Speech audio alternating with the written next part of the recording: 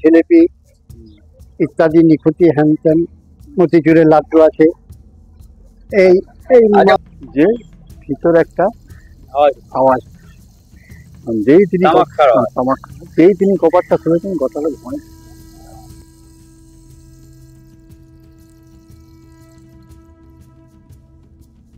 আমাদের গোবিন্দভোগ চালের ভোগ হয়। চারটে আইটেম থাকে, মানে সবজি থাকে দুটো, ডাল, পায়েস, ভাজা, চাটনি ইত্যাদি।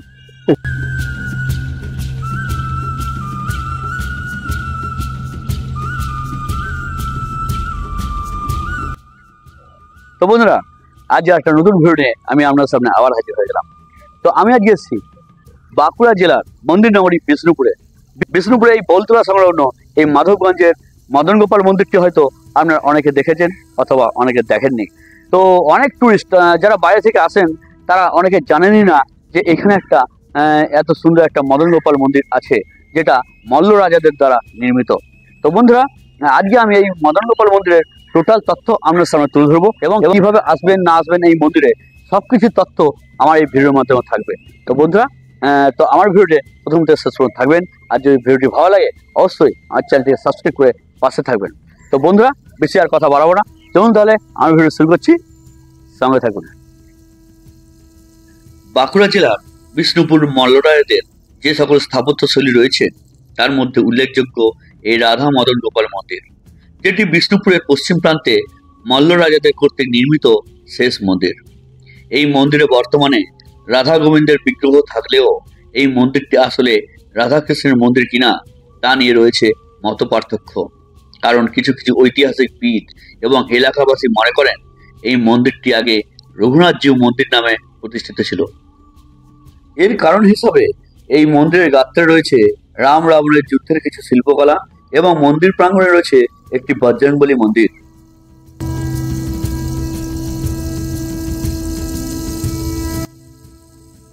আপনারা কি জানেন এই মদন গোপাল মন্দিরে রয়েছে একটি বিশাল বড় অলৌকিক ঘটনা? একবার এই মাধবগঞ্জ গয়লাপাড়াতে বিশাল ঝগড়া বাঁধে। তখন একটি ছোট্ট বাচ্চা রূপে প্রশাসনের কাছে গিয়ে খবর দেয় এই মদন গোপাল। তো এইরকমই একটা সুন্দর ঘটনা আমাদেরকে জানালেন এই মন্দিরের সভাপতি মহাশয়। পুরো ওই আমাদের এই পাড়ায় পাড়ায় ঝগড়া হতো, সেই হিসাবে আমাদের শোনা কথা মদন গোপালের পায়ে যে ইয়েটা ছিল, যে একদিন ওই মন্দিরের ভিতরেই পায়ের নপুরটা খুলে গেছে। তো তখনকার লোকেরা বলতো তুমি চলে গেছে, প্রশাসনের কাছে চলে গেছে, যে ঘটনাটা হয়েছে এটা খবরটা দেওয়া। এটা শোনা কথা, কতটা ঠিক কতটা বেঠিক বলতে পারবে না, এটা আমরা শোনা কথা, আমাদের পূর্বপুরুষরা বলেছে, যারা দেখেছে তারাই বলেছে। এই অলৌকিক ঘটনা, ঠাকুরের অলৌকিক ঘটনা যখনই কোনো কিছু হয় তাকে মানে অন্তর দিয়ে ডাকতে হয়, তবে সেখানে অলৌকিক ঘটনা থাকে, তাছাড়া ঘটনা ঘটে না। এই ঠাকুরের প্রতি আমাদের খুব বিশ্বাস, জানি না কত লোকের কি বিশ্বাস হয়েছে। আমাদের আমরা যেহেতু এইখানে থাকি, বিশ্বাস বলতে কিছু পূরণ হয়ে গেছে মনস্কামনা। হ্যাঁ, মনস্কামনা অনুভব করি যে আমি এইটা যে ভগবানকে ডেকেছিলাম, এই কাজটা ভগবানের জন্য আমার এটা পূরণ হচ্ছে, এটা আমি অনুভব করি। যার জন্যই বলি যে ওকে তো দেখা যায় না, ওকে অনুভব করা যায়। বর্তমানে 3 জোড়া বিগ্রহ দেখতে পাবেন আপনারা এই মন্দিরে। প্রথমটি হচ্ছে শ্রী শ্রী রাধা মদন গোপাল ঠাকুরজি, দ্বিতীয় নম্বরটি হচ্ছে শ্রী শ্রী মুরলী মোহনজি, আর তৃতীয় নম্বরটি হচ্ছে শ্রী শ্রী রাধা মদন মনোহরজি। এই বিগ্রহগুলি যে আমরা দেখতে পাচ্ছেন, এইগুলি কিন্তু আসল সেই মল্লরাজাদের রাজ পরিবারের রাজকীয় ঠাকুর। 1665 খ্রিস্টাব্দে মল্ল রাজা বীর সিংহের রানী শিরোমণি মদন গোপাল মন্দিরটি নির্মাণ করেছিলেন। এই মন্দিরে 5টি চূড়া লক্ষ্য করা যায়। এই পঞ্চরত্ন বিশিষ্ট মন্দিরটি ল্যাটাইট পাথর অথবা মাকড়া পাথর দ্বারা নির্মিত। মন্দির গাত্রে রয়েছে অসংখ্য পাথরের উপর শিল্পকলার নিদর্শন। মন্দিরের পূর্ব, পশ্চিম ও দক্ষিণে ত্রিখিলানযুক্ত প্রবেশপথ রয়েছে। খিলানগুলির ওপরের অংশে কিছু পদ্ম ফুলের ভাস্কর্য ছাড়া অন্য কোনো অলঙ্করণ প্রায় নেই বললেই চলে। এই মন্দিরে উল্লেখযোগ্য বিষয় হলো এই যে যে এই মন্দিরে মহাসাড়ম্বরে পালিত হয় বিশেষ বিশেষ আকর্ষণীয় সব অনুষ্ঠান। এই মদন গোপাল মন্দিরে যেসব আকর্ষণীয় অনুষ্ঠান মহাসাড়ম্বরে পালন করা হয় তার মধ্যে অঘ্রাণ মাসে রাস পূর্ণিমাতে রাসযাত্রা, আষাঢ় মাসে রথযাত্রা, জন্মাষ্টমী, ঝুলন যাত্রা সবই অনুষ্ঠিত হয় এই মন্দিরে। এইটা মন্দিরটা হচ্ছে মাধবগঞ্জ এলাকা, গোয়ালাপাড়া মহল্লা। এটাকে গোয়ালাপাড়া মহল্লা বলে, জায়গাটা হচ্ছে মাধবগঞ্জ এলাকা।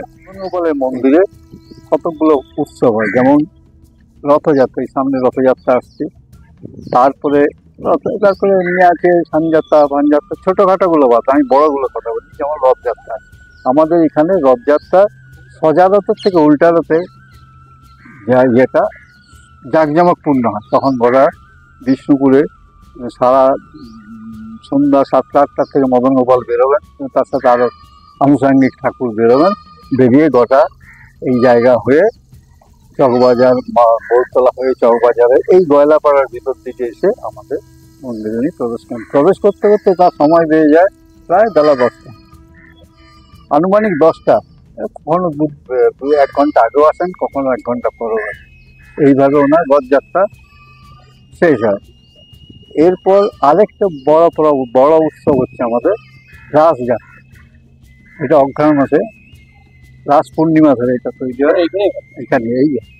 এখানে চারিদিকে 37 জোড়া 38 জোড়া ঠাকুর সাজানো হয় মদন গোপাল দিয়ে, এবং এইখানে 5 দিন ধরে খুব হয়, যথেষ্ট গুরুত্বপূর্ণভাবে আরতি, সন্ধ্যা আরতি করতে রাত 10টার পর প্রত্যেককেই যাতে এসে আরতিটা দর্শন করতে পারেন, তার জন্য 10টা থেকে 10:30টার ভিতরে আমরা এই আরতিটা আরম্ভ করি। তো এরপর আরো আনুষঙ্গিক আছে, আপনার জন্মাষ্টমী আছে, ঝুলন আছে। এইভাবে প্রত্যেক মাসে একটা না একটা আমাদের উৎসব লেগেই আছে প্রত্যেক ইয়েতে। মদন গোপালের যে মূর্তিটি আছে কিসের আছে? ওটা কোষ্ঠীপাথর। আচ্ছা, আর রাধারানী মূর্তিটা আছে এই মন্দিরে নিত্যভোগের আয়োজন করা হয়। মদন গোপাল মন্দিরে যেসব বিশেষ ধরনের ভোগ নিবেদন করা হয় তা কিন্তু বিষ্ণুপুরের অন্যান্য মন্দিরে দেখা যায় না। তাহলে শুনে নেওয়া যাক এই মন্দিরের পুরোহিত মশাইয়ের কাছ থেকে ভোগ প্রসাদের কিছু নিয়ম কানুন।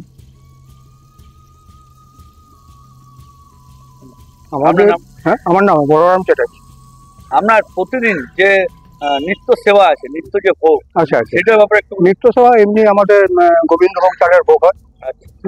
প্রতিদিন 4টে আইটেম থাকে, মানে সবজি থাকে 2টো, ডাল, পায়েস, ভাজা, চাটনি ইত্যাদি এসব থাকে।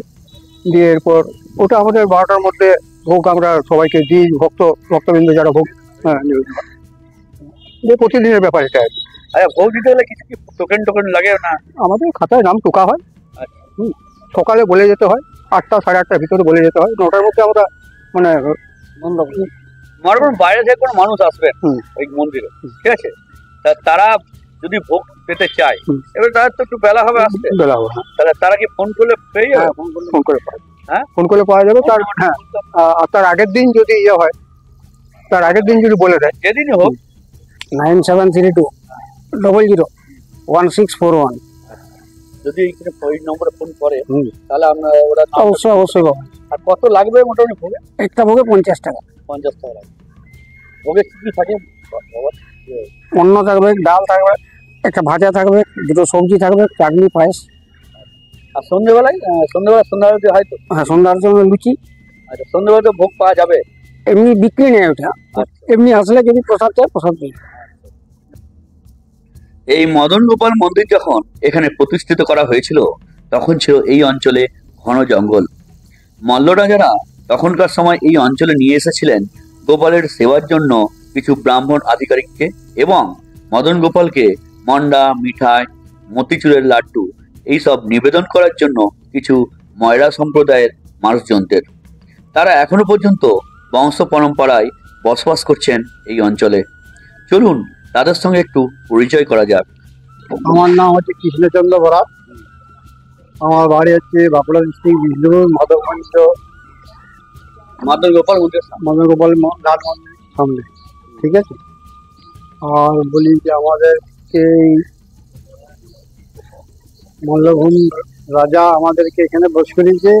আর আমাদের মদনগোপাল মন্দিরে এই রথ রথ উপলক্ষে উৎসবে 8 দিন আমাদের দেবভোগ দেওয়া হয়, রাজভোগ হয়। আর এমনি দেবভোগ নিত্য সেবা প্রত্যেক দিনই গোপালের যে সেবা হয়, গোবিন্দ ভোগের অন্ন হয় প্রত্যেক দিন 365 দিন। আর রথের বিশেষ করে উপলক্ষে রাজভোগটা হয়, 8 দিন দিতে পারে। আর আমাদের এখান থেকে গরম গরম জিলেপি ইত্যাদি নিখুঁতি হ্যানত্যান মতিচুরের লাড্ডু আছে। এই এই মদন গোপালের প্রিয় ভোগ কিছু আছে নাকি? হ্যাঁ, প্রিয় ভোগ মতিচুরের লাড্ডু আছে, তারপরে মন্ডা আছে। আর রথের আমাদের দেবভোগ প্রকল্প তো আছে, যেটা পোলোয়া ভোগ হয় আমাদের 8 দিন 9 দিন ধরে পোলোয়া ভোগ হয়। আর এমনি মন্দিরে যেটা নিত্য সেবা, যেটা প্রতিদিনের যেটা ভোগ, সেটা অন্য ভোগ হয়। আর আমাদের রথের স্পেশালিস্ট হচ্ছে পোলোয়া। এই রাস্তায় মানে এত ভিড় থাকে, যেটা ঠেলাঠেলি করেও পেরানো যায় না। তারপরে যখন প্রভু যখন বেরায় আমাদের এই মাধবগঞ্জ মন্দির থেকে বেরিয়ে যখন রথে আগমন করে না, তখন মানে রাস্তায় একদম দু পাশে প্রচুর লোক থাকে, কেন্দ্র বাহিনী থাকে, পুলিশ প্রশাসন থেকে পুলিশ থাকে, কেন্দ্র বাহিনী থাকে, সবই থাকে মোটামুটি। অসংখ্য ধন্যবাদ আপনাকে। Thank you. এই বিষ্ণুপুরের মদন গোপাল মন্দিরের পারিপার্শ্বিক সৌন্দর্য দারুণ। মন্দিরটিকে এই মুহূর্তে আর্কিওলজি সার্ভে অফ ইন্ডিয়া দেখাশোনা করছেন। তাদের নিয়মে মন্দিরের মেনটেন্সের জন্য এই মন্দিরের 100 মিটারের মধ্যে কোনো নির্মাণ কার্য চলবে না। এই মদন গোপাল মন্দিরের সামনেই রয়েছে বিভিন্ন ধরনের কারুকার্য আঁকা বড় নাট মন্দির। আর এই নাট মন্দিরের পাশে রয়েছে অতি প্রাচীন একটি শিব মন্দির। আর এই শিব মন্দির থেকে অল্প দূরে রয়েছে রন্ধনশালা। এই রন্ধনশালাতেই মদন গোপালের যাবতীয় ভোগ রান্না করা হয়। আর এই রন্ধনশালা বা ভোগ কক্ষের পাশেই রয়েছে বজরংবলী মন্দির।